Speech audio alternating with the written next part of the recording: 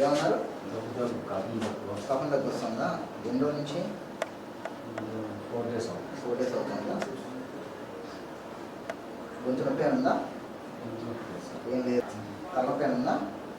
ఉన్నప్పుడే తలనొప్పి వస్తుంది. ఊపిరి తీసుకోవడం నేను ఇబ్బంది పడుతున్నారా? అంటే ఆయాసంగా అనిపిస్తుందా? రావట్లేదు. బాగా నీరసంగా అనిపిస్తుందా? ఓకే. ఈ మధ్యన ఏమన్నా ఎండలో బాగా పనిచేశారా? ఓకే. బీపీ కానీ షుగర్ కానీ ఎక్కడ మందులు వాడటం కానీ స్మోకింగ్ ఆల్కహాల్ గుట్కా లాంటి అలవాట్లు బాగా తీసుకోండి.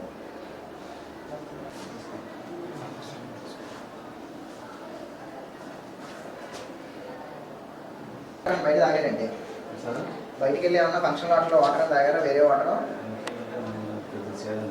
సీజన్ అదే ప్రాబ్లం. ఇప్పుడు ఎండకి ఎక్స్పోజర్ ప్లస్ ఈ వాటర్ కంటామినేషన్ రెండింటి వల్ల సిమ్టమ్స్ ఇలాగే వస్తున్నారు అందరం.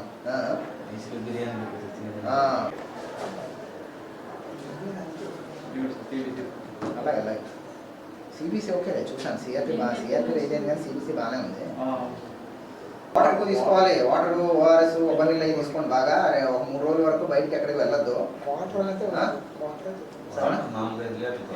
వాటర్ ఒకటే సరిపోదు. ఓఆర్ఎస్ ప్యాకెట్స్ ఉదయం నైట్ కంపల్సరీ వేడి నీళ్ళు తాగాలి. కోకోనట్ వాటర్ సరేనా?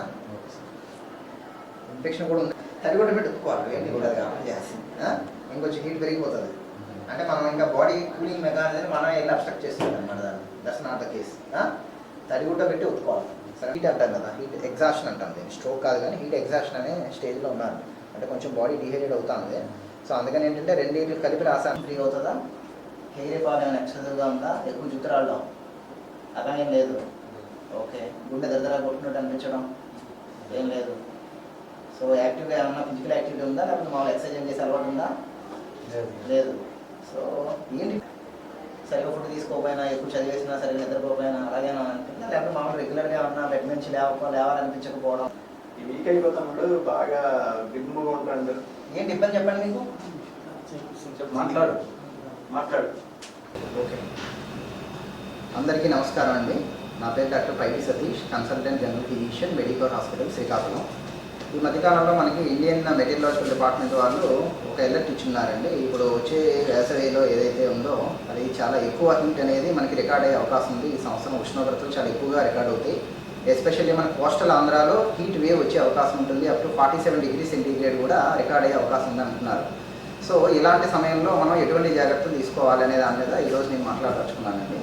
సో జనరల్గా మనం వింటూ ఉంటాం వడదెబ్బ అని చెప్పి వింటూ ఉంటాం. మనం అసలు ఏంటి వడదెబ్బ అని, అసలు దాంట్లో ఉండే లక్షణాలు ఏంటి, సో వడదెబ్బ నుంచి మనం రక్షించుకోవాలంటే మనం ఎటువంటి జాగ్రత్తలు తీసుకోవాలి, సో మరీ సివియర్గా ఉన్నప్పుడు మనం ఎప్పుడు మెడికల్ అటెన్షన్ అంటాం, అంటే హాస్పిటల్కి వెళ్ళాల్సిన పరిస్థితి అని మనం ఎలా గుర్తించాలి అనే దాని మీద ఇప్పుడు నేను మాట్లాడబోతున్నానండి. సో జనరల్గా వడదెబ్బ అంటే దాంట్లో లక్షణాలు చాలా సింపుల్గా ఉండే లక్షణాలేనండి. ఇవన్నీ ఏం పెద్ద అబ్నార్మల్గా ఏం అనిపించదు. కొంచెం నీరసంగా అనిపించడం, ఎక్కువగా చెమటలు రావడం, కాస్త తలనొప్పి అనిపించడం, కొంచెం వికారంగా ఉండడం, తల బరువుగా అనిపించడం, సో వాంతులు అవ్వడం, కొన్నిసార్లు పొట్టనొప్పి రావడం లాంటివి చిన్న లక్షణాలు ఉంటాయండి. తర్వాత ఏమవుతుందంటే టెంపరేచర్, బాడీ యొక్క టెంపరేచర్ అనేది చాలా ఎక్కువ పెరిగే అవకాశం ఉంటుంది. ఒక్కొక్కసారి ఏంటంటే ఇది 104 degrees ఫారెన్హీట్ అంటాం, అంటే ఆల్మోస్ట్ 40 degrees సెంటీగ్రేడ్ అంటే ఉష్ణోగ్రతకి వెళ్ళే అవకాశం ఉంటుందన్నమాట. సో మనం జనరల్గా ఏమనుకుంటామంటే ఇదేదో జ్వరం వచ్చిందని అనుకుంటాం, కానీ అది పొరపాటు అండి. జ్వరం కాదు. జనరల్గా మనకి హీట్ అనేది ఎక్స్పోజ్ అయినప్పుడు, అంటే కొంచెం ఎండలోకి వెళ్ళి మనం ఎక్స్పోజ్ అయినాక ఇలా ఏమైనా బాగా జ్వరం వచ్చినట్టు అనిపిస్తే మాత్రం ఇది ఈ లక్షణాలు ఏవైతే చెప్పున్నానో ఇవి అన్నీ కూడా గమనించి ఇది వడదెబ్బగా గుర్తించండి.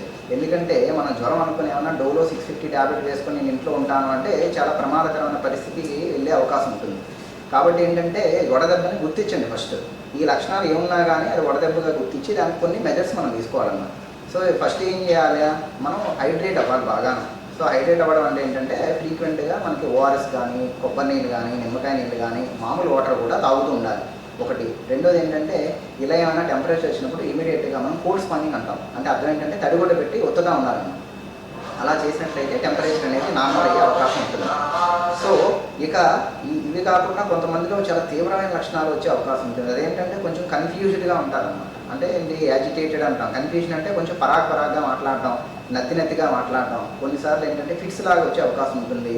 ఒక్కొక్కసారి స్పృహ తప్పి పడిపోయే ప్రమాదం ఉంటుందన్నమాట. అలాంటప్పుడు ఏం చేయాలంటే ఇమీడియట్గా మనం గుర్తించి వాళ్ళని ఫస్ట్ ఒక సేఫ్ ప్లేస్, బాగా నీడగా ఉండే ప్లేస్లో తీసుకెళ్ళి ఒకవేళ కాన్షియస్నెస్ ఏమైనా రీగెయిన్ అయినట్లయితే వాళ్ళకి ఇమీడియట్గా మనం కొంచెం వేడి చల్లని నీళ్ళలో కాస్త గుడ్డ అది తడిపి తీసుకొచ్చి మొత్తం బాడీ టెంపరేచర్ని కూల్ చేయడానికి ప్రయత్నం చేయాలి. ఆ తర్వాత కాసేపు అయినాక మనం ఓవరాల్గా ఫ్లూయిడ్స్ అన్నాం కదా, ఏదైతే ఓఆర్ఎస్ ఉందో ఇలాంటి ఏవి అందుబాటులో ఉంటే అవి ఇచ్చి కాసేపు వాళ్ళని స్టెబిలైజ్ చేసుకున్నాక అప్పుడు వాళ్ళ యొక్క కండిషన్ బట్టి ఇంకా ఇంప్రూవ్మెంట్ రావట్లేదు అనుకుంటే ఇమీడియట్గా దగ్గరలో ఉన్న ఏదైనా ఆసుపత్రికి తీసుకువెళ్ళాలి. లేదు బాగానే ఉన్నారు పర్వాలేదు అనుకుంటే అలా ఫ్రీక్వెంట్గా ఫ్లూయిడ్స్ ఇస్తూ ఉండాలండి. సో ఇలా చేసినట్లయితే వాళ్ళు ప్రాణాపాయం నుంచి మనం బయటికి తీసుకొచ్చే అవకాశం ఉందన్నమాట. ఇక ఏంటి జాగ్రత్తలు తీసుకోవాలి మనం, ఇవన్నీ కూడా వడదెబ్బ అయితే వచ్చే లక్షణాల గురించి మనం మాట్లాడుకున్నాం. ఇప్పుడు అట్లా కాకుండా వడదెబ్బ రాకుండా ఉండాలంటే మనం ఎటువంటి జాగ్రత్తలు తీసుకోవాలంటే ఏం లేదంటే దీంట్లో మనం ఫస్ట్ చేయాల్సింది ఏంటంటే ఎండకి మనం ఎక్స్పోజ్ అవ్వకుండా మ్యాక్సిమం అవాయిడ్ చేయాలి. అంటే దాని అర్థం ఏంటి, ఏ పని ఉన్నా కానీ మనం పొద్దున్న 10 గంటల లోపు సాయంత్రం 4 గంటల తర్వాత అది ఉండేట్టు చూసుకోవాలి. కొంతమంది ఇప్పుడు డైలీ కార్మికులు ఉంటారు, వాళ్ళు ఎప్పుడు ఎండలోనే పని చేయాల్సి వస్తుంది, అది జీవనోపాధి కాబట్టి అలాంటి వాళ్ళు ఏం చేయాలంటే ఒక గంటన్నర పని చేసినాక నీడలో వెళ్ళి కనీసం ఒక పావు గంట 20 నిమిషాలు రెస్ట్ తీసుకొని బాగా హైడ్రేట్ అవ్వాలంటే వాటర్ గట్రా బాగా తాగి చూసుకోవాలి. అలాగే పని చేసేటప్పుడు మనం ఎస్పెషల్లీ ఫేస్ తల భాగాన్ని అనమాట క్యాప్తో కానీ ఇంకా లేదా వేరే ఏదైనా క్లాత్తో కానీ ఒకటి మనం కవర్ చేసుకుంటూ ఉండాలన్నమాట.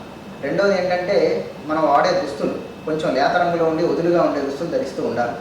మూడోది మనం దాన్ని ఏమంటారు, ఎస్పెషల్లీ ఎల్డర్లీ పీపుల్ అంటాం కదా, చిన్నపిల్లలు, ఎల్డర్లీ, తర్వాత కొన్ని రకాలైనటువంటి డిసీజులు ఉన్న వాళ్ళు ఉంటారు, హార్ట్ డిసీజ్ అని, ఏమైనా మందులు వాడిన వాళ్ళు ఉంటారు, బాగా హైపర్ టెన్షన్ ఉంటారు, కిడ్నీ డిసీజ్ ఉన్న వాళ్ళు ఉంటారు. ఇలాంటి వాళ్ళు ఏంటంటే చాలా ఈజీగా వడదెబ్బకి ఎక్స్పోజ్ అయ్యే అవకాశం ఉంటుందండి. ఇలాంటి వాళ్ళు మ్యాక్సిమం అవాయిడ్ చేయడమే మంచిది. ఏమన్నా చిన్న ఇబ్బంది ఉన్నా అనిపించినా కానీ ఇమీడియట్గా మెడికల్ అటెన్షన్ తీసుకోవడం చాలా మంచిది. Thank you.